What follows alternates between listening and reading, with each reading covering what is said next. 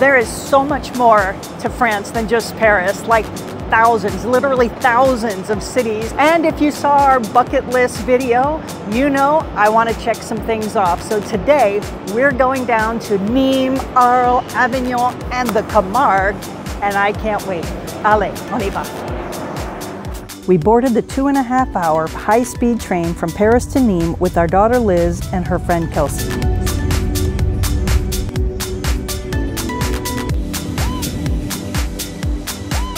When we got to Nimes, we picked up our rental car for the 15-minute ride to Chateau de Campuget.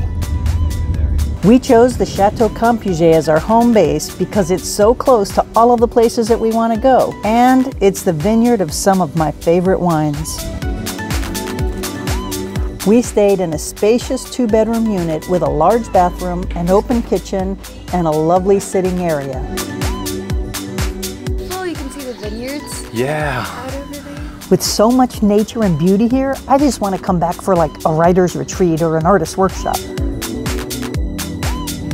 So we just arrived in Nimes, we dropped our bags at the vineyard, and we're here at its adorable little bistro that they recommended. It looks like a delicious menu. I can't wait to try all the yummy stuff here. And we're already drinking some of the Campuget wine right here. Check that out. This is baked camembert with onions and lardon. That tastes like France. The only thing missing is a little red. So I want to have a little bit of that.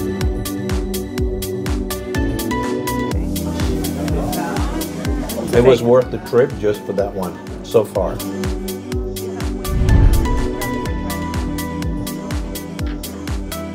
This is a filet mignon, and in France, filet mignon is not beef, it's pork, and it came with all these yummy vegetables. That's good stuff. Yeah.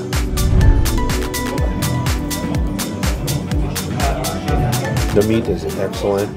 The Roquefort sauce is amazing. Steak with Roquefort and French fries and a little salad. Oh, this is the way to start this stay in the south of France. Right? Good. That's good. That's good.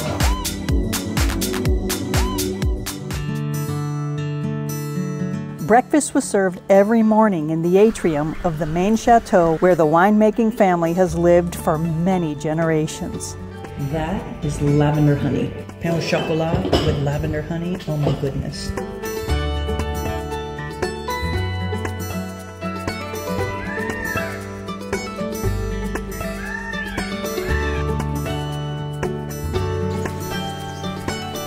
This is like a 200-year-old stone cottage in the middle of a vineyard. It's so charming. The windows all open up wide, and it's just like you're in nature, but in a house in the middle of heaven, and you can hear the birds sing. We heard frogs last night. We got some peacocks wandering around, and talk about feeling disconnected and in touch with nature. It's a good feeling.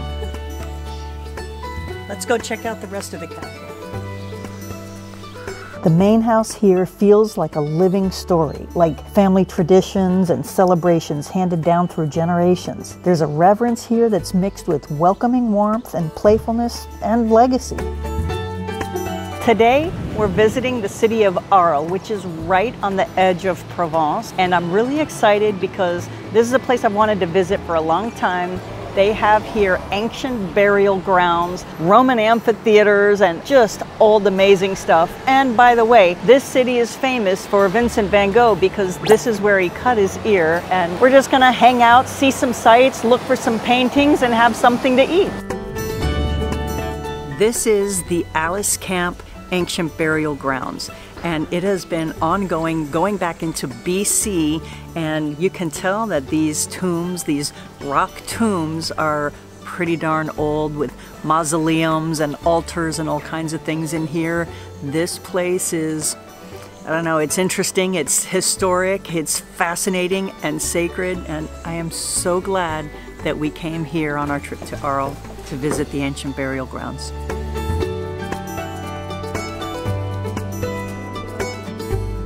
This is where Vincent van Gogh immortalized the Alyscamp burial grounds in his painting. That's one of the really cool things about the Van Gogh paintings is You see the painting and you see exactly how the painting was done. You know that was it. He painted what he saw. And now it's time to grab some lunch and see the old town.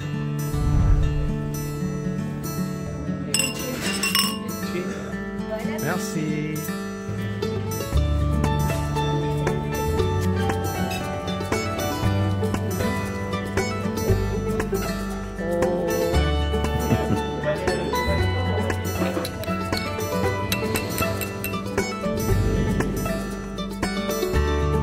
It's unbelievable that this goes back into, you know, like BC and like thousands of years ago, and when the gladiators were battling here, and they still have bullfights, but it's not bullfights where you kill the animals. They respect the animals here, but it's kind of like a bullfight, and I want to come back and see that. They didn't have it when we were here, but we need to come back and spend more time in Arles, don't you think? Oh, I would spend easily a week here. It's a great town.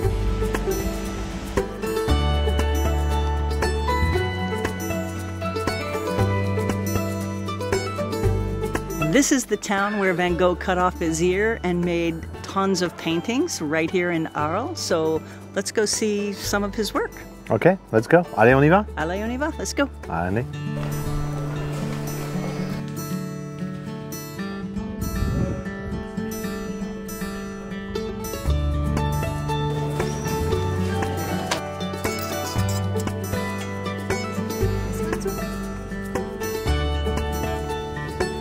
But now it's time to head back to the vineyard for some special activities. We're gonna go do a wine tasting, see what Campuget has to offer, because I know they have red, white, and rosé, and I know the ones I've tried are good, but we're gonna eat some food, taste some wine, and have a beautiful night. Yeah. They have a playroom here for the kids when the parents are tasting the wine. It's awesome.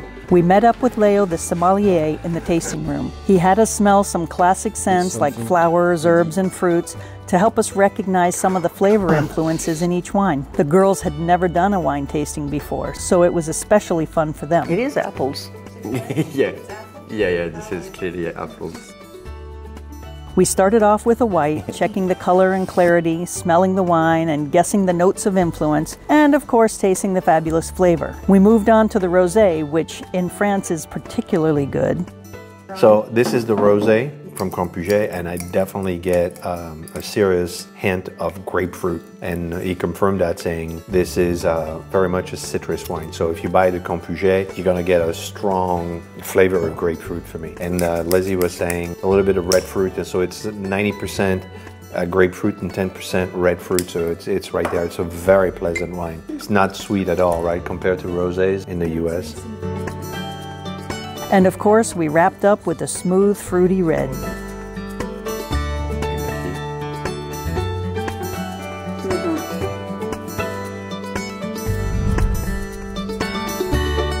I will neither confirm or deny that we were a little bit tipsy as we headed over to the Campuget Bistro for dinner.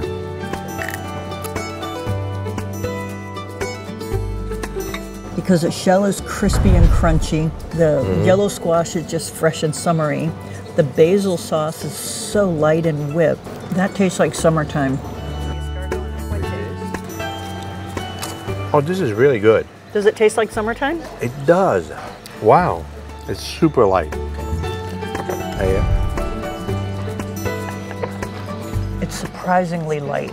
So this one is a pâté in the Southwest style. This is a very earthy pâté. They said it was the regional, so the Southwest flavoring. Yep.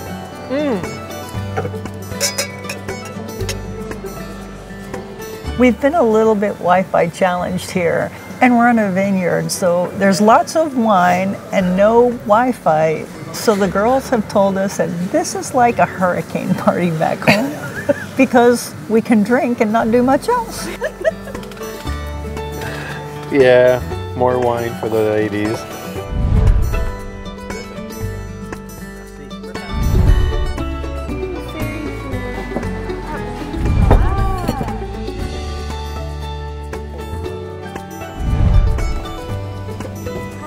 Just gonna take this.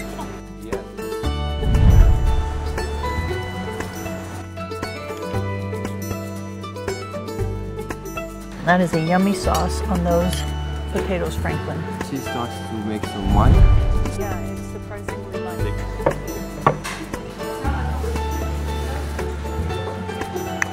These two flavors dance off of each other like crazy. The chocolate is fantastic and the wine is fantastic, but when you put the chocolate and the wine together, it's something totally new. Yeah, Delicious. no question.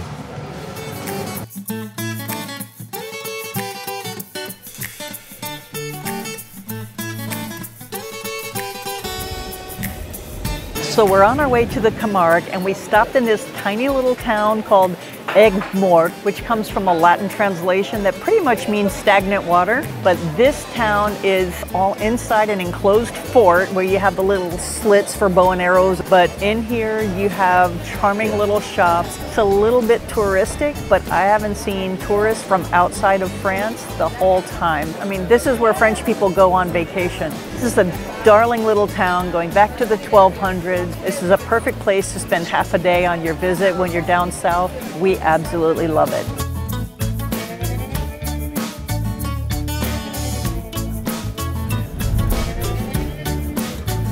All right.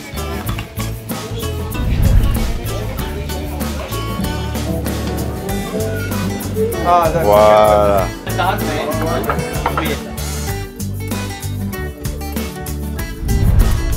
This is bull meat. Oh, look at this.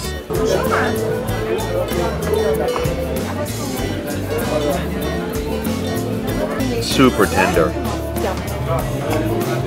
So I got the bull chimichurri style churrasco. Comes with these potatoes and this sort of cream sauce, and it is super, super tender, absolutely delicious. And the chimichurri is rather mild. It's got a little onion, tomato, the usual cilantro and aromatics in there, but it's really, really great.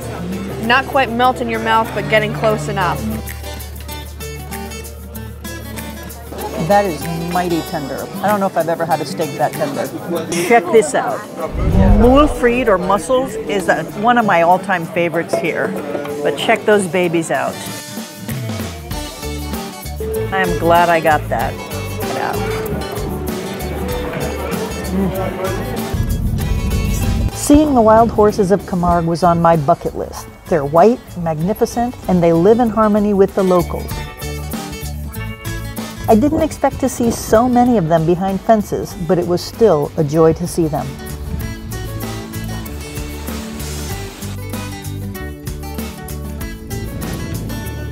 The Camargue region is right on the coast of the Mediterranean.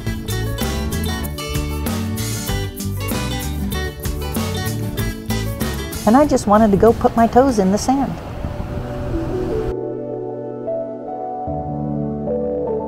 Chateau Campuget has been a great stop, and as much as we want to stay, all good things come to an end. After another lovely breakfast, it's time to hit the road and head up to Pont du Gard.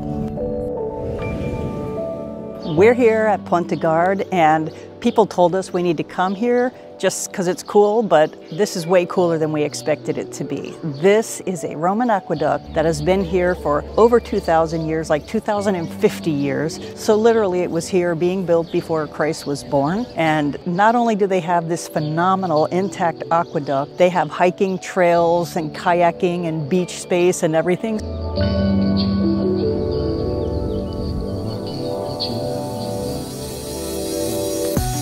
It's a phenomenal historic site. It's a great nature site. It's a family relaxing picnic day kind of a thing. This is literally the second most visited monument after the Eiffel Tower in France. It's pretty amazing. From Pont du Gard, Avignon is just a 30-minute drive. Avignon is the second oldest city in France, and you can definitely tell that these streets were not made for cars. We arrived in Avignon just in time for lunch in a nice cafe.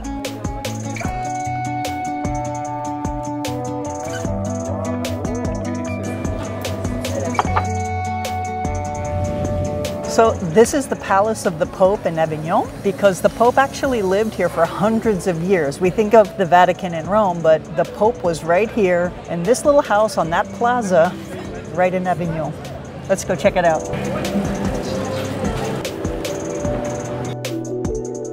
There's a stage. Go up, you'll They see. have concerts here? Yeah.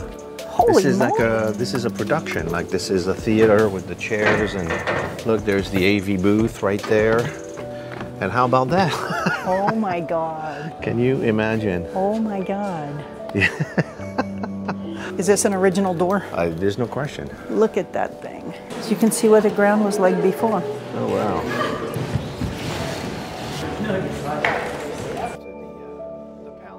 Oh. This is what it was supposed to look like when they were still here. This is all like sheets of carton stacked on top of one another, and it's sculpted. It is sculpted Amazon boxes. Yeah, exactly.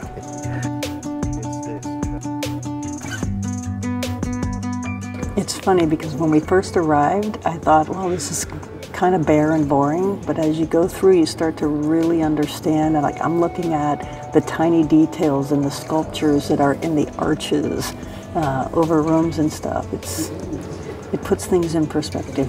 All right, let's keep looking. Let's go. We're gonna go on the bridge now. It's pretty obvious that this was a very important city.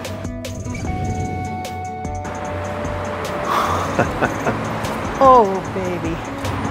Wow.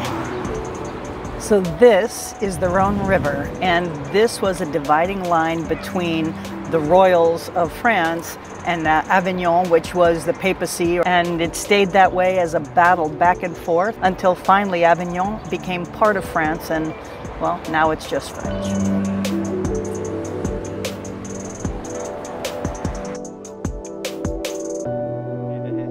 We're here in June, and it's starting to get a little bit busy around here, but this place will be absolutely packed in July and August. So for planning purposes, if you want to avoid the crowd, come before, come after, but this place is a definite must. It's just phenomenal.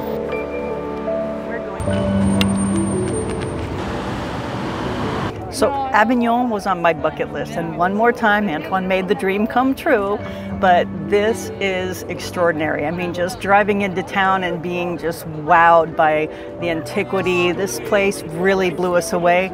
I would definitely come back here and get lost again.